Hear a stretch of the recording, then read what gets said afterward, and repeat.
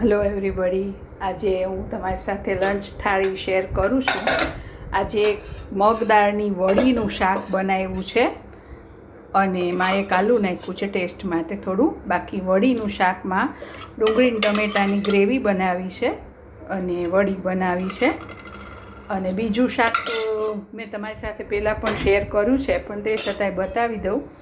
આલુ ને પરવળનું ભૂજ્યું શાક, કોરું મોરું શાક આ બનાવેલું છે.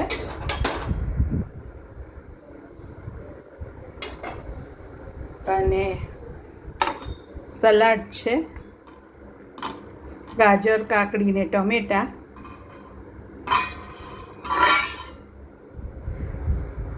પછી ફુલકા રોટલી છે.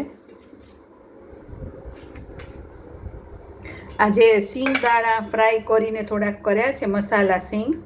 આનું ચવાણું બનાવવું છે તો એ પણ છે, થોડીક ટેસ્ટ માટે મૂકું છું.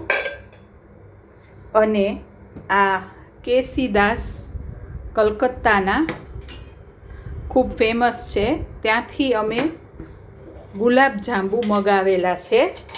તો આજે આમ તો અમે મીઠાઈ ઓછી ખાઈએ છીએ, પણ આજે એક જાંબુ પણ થાળીમાં પીરસું છું.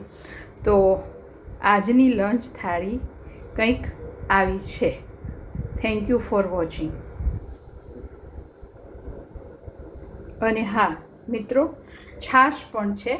લગભગ હું બતાવતા ભૂલી જાઉં છું, પણ છાશ છે. તો આજની લંચ થાળી કંઈક આવી છે. Thank you for watching.